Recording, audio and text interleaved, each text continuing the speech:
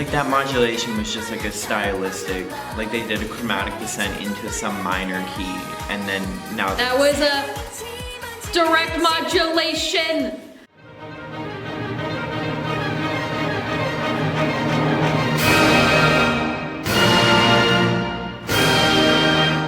So Orange Caramel is a 3-member subunit of a girl group called After School under Pledis Entertainment, which is the same company that 17 is under.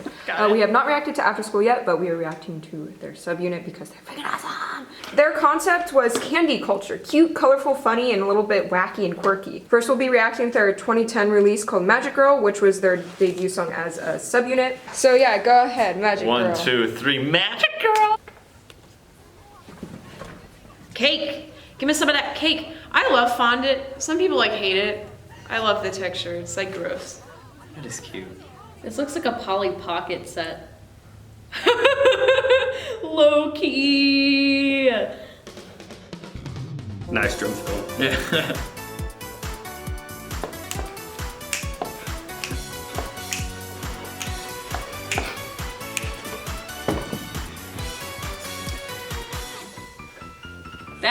That was shit. That was a dope. This is so Asian pop sounding. It just sounds like an Asian pop song. We're going down chromatically. Oh.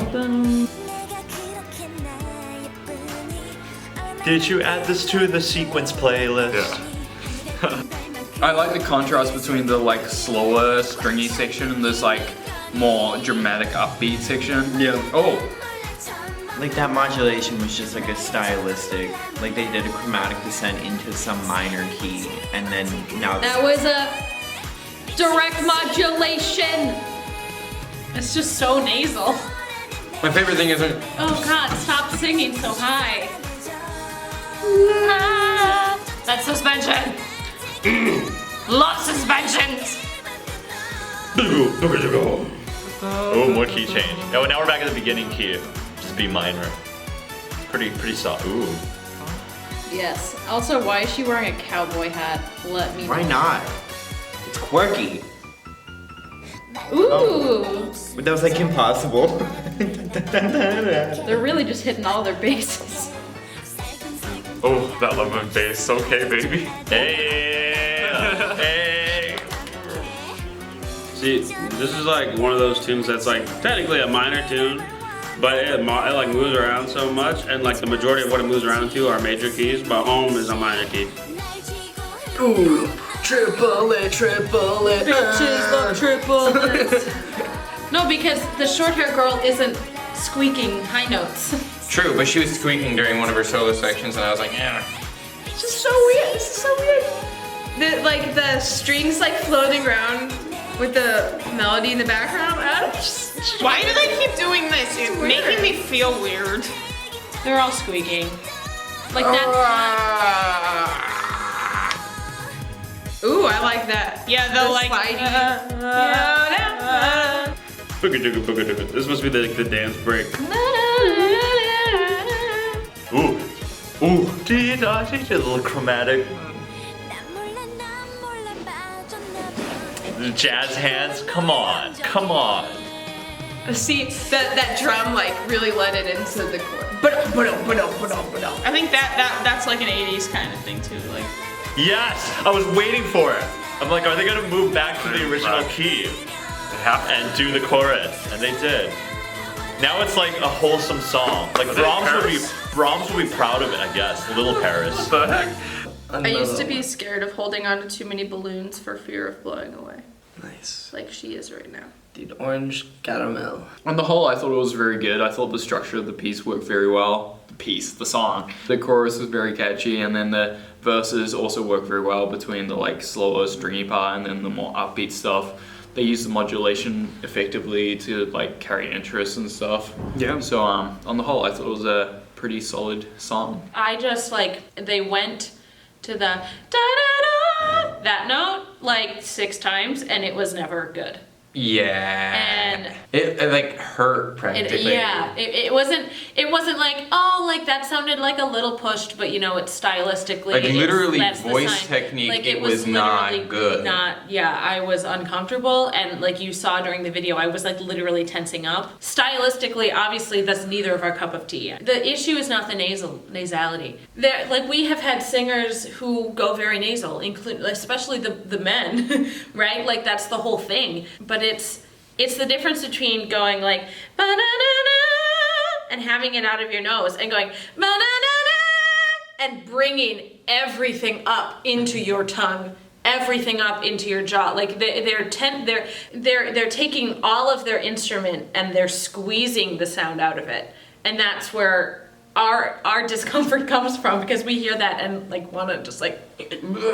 I feel like, because I feel like there are people out like that really like this group and like look up to them and whatnot. Why I enjoy it, because I feel like it's satire.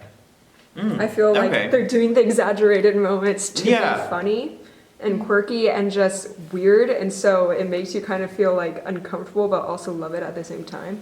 Yeah, like I was like, I want to like this so much, but there's something.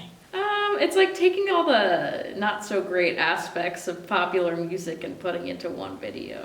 That like could the be why direct, people like a like cheesy, it, though. like the cheesy synth keyboard, the Some cheesy people like cheesy direct synth, modulations, not even to like an interesting key, just to another like major key, like a typical modulation. The string fillers, like the random drum fills, like. Well, no, like the Hollywood like mystery orchestra, like where I'm like, oh, we're in a James Bond film now, and that's. But like then again, some people genuinely enjoy those aspects of like Hollywood and whatnot. Yeah. So I think that they could be playing on that, and that would make it like a satire, which is an interesting perspective. Yeah. Whoa, wait. The piece is called Magic Girl and it sounds like Kiki. What? I don't think it's intentional, but it could be. Anyway, so next we're reacting to their 2014 release called Catallena. It samples a Punjabi song, which is why it kind of sounds Bollywood influenced. So we'll be listening to like about 30-40 seconds of the Punjabi song. Does this mean it's first. gonna have some really awesome rhythmic?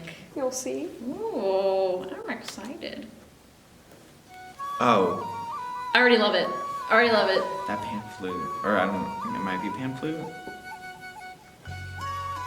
So I'll point when it's the part that they quote.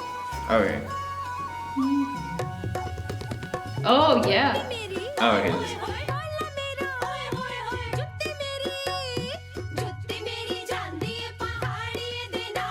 I feel so bouncy. I know. Okay, you can stop now. I don't want to. Okay, I'm scared to hear their voices sing this. I'm gonna be completely honest. Like, I'm gonna try to have an open mind.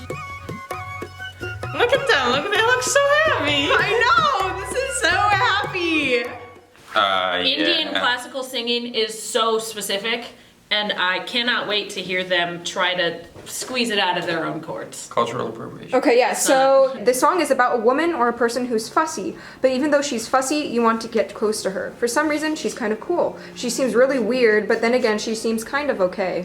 And so because, like, both the music video and the lyrics reflect this theme, fans are calling this the lesbian anthem. It's so mean! In this music video, the director had the three members represent kind of like cheap sushi, and then they're singing about an expensive octopus lady. Yeah, so go ahead. I too want to be cheap sushi. Life goals. Oh, I thought it was Daft Punk for 2 seconds. Oh, because of the beginning chorus. Yeah. Yes, work it, honey. Oh, this has a groove. I like it. They're really playing on the 70s groove. The synthetic They're like one of the drums. most Asian sounding K-pop groups I've ever heard. They just ooze of C-pop vibes. Oh my god. Oh. It's almost avant-garde, like their approach to this. It's like mainstream avant-garde. Now they're like, Oh, I hear the Bollywood. Oh, they are quoting that. This is so weird. Oh yeah. Oh no, she's on sale. 3 for 1?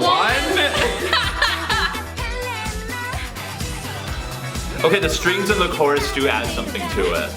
Like when it stops playing just E, it's okay. It's pretty solid. Ooh. They're like dancing ghosts with that. Yeah. Really well. Yeah. This is really, really weird. Oh, whoa. Ooh, I like that. First interesting thing in the song so far. The sushi theme is kind of making me uncomfortable. No, I'm living for I am this. extremely uncomfortable by this. They're all in love with her. That's interesting. Oh. He seemed very serious. They're like, I'm too expensive for you. I guess influences this sequence is so like it's the most unsubstantial sequence. I like it. I know, yeah, I like it's so that. creepy. But it like It's like vocalizations of like the rhythms. It's just like a lot of chromatic screens. Dun dun dun. Bum, bum. Dun dun dun. Like 4, 5, 1.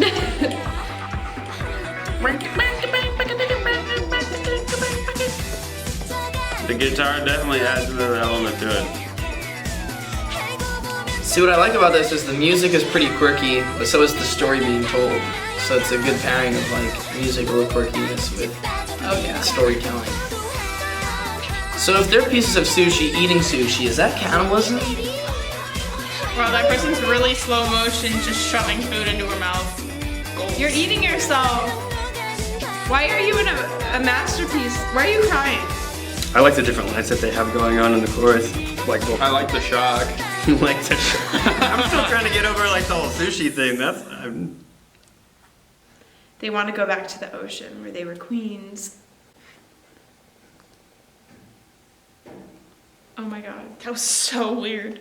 How do you think like the music and the quote of the Punjabi song helps the weirdness? It like made it so weird because like that's kind of like a strange style to like hear a lot of in like K-pop? K-pop. It's like not Korean. Yeah, and the oi oi oi like it made sense in the original like song, but like here it was like saucy and like daring and confusing and added strange texture. Agreed.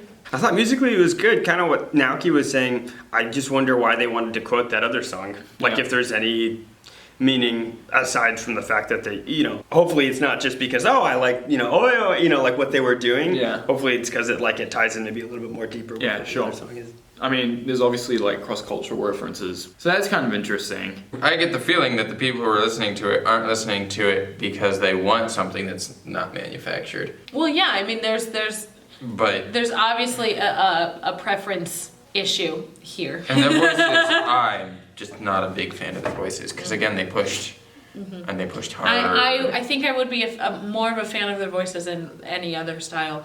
I think that what they're doing right now is frankly dangerous for their voice. That's not a forgivable stylistic choice. No. That's just You're gonna hurt tension yourself. and screaming. And it'll last you maybe 5 years. Maybe. Yeah, the thing about Catallena that's interesting is it's messy, but everything's interesting. There's and I don't know what to listen to. I think you know? that's a conflict that we have. It's just like it's too much. Yeah, everything's interesting. But like, what do I like? I have to wait till the violin is gone before I can hear the boo, boo, boo, even though that's probably going on for more sections of the song. But like, I want to hear more of that. But like, every time I hear it, it's always like, oh, there it is. So in my perspective, I feel like they have a sound that's different from any other K-pop group. That I would agree. What do you think makes it that way? It's something about the melody. There's something about the way they write their melody that's just, a lot of K-pop sounds like an imitation of American pop. This just doesn't. This just sounds like Asian pop music. I can't pinpoint it. I think it was like the I think it was like the chromatic motive that was like unique. Yeah, so what about that do you think musically was quirky? Was it the sounds or like the actual melody? Yeah, it was the sound, and then like, every time they did that little ooh, like Punjabi-esque thing, it kind of, that's what stuck out quirky because it's like you have like very much, even though Korean, like K-pop is like very much an Eastern thing, it feels Western-ish, if that makes sense. Like it lends itself to borrowing a lot of Western ideas where they're pulling from another like Eastern culture and putting that in, so it's like this little different spice than what we're used to. I enjoy that song a lot. That was like my favorite one that I've seen in a while. The music video was really fun to watch. They did an amazing job with that visually, like costumes and like storyline and just like the filming of it and the editing is really, really good music video. And because of that, I don't have as much to say about it musically because I was more watching it than listening to it.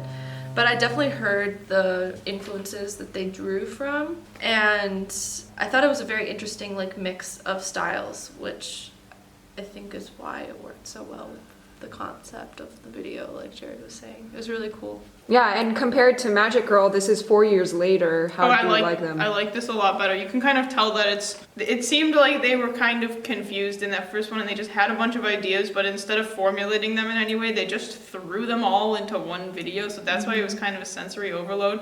Whereas in this one, they were like, all right, let's think of something really weird, but like make it a story and stick with it. Yeah. And like sticky rice. Okay.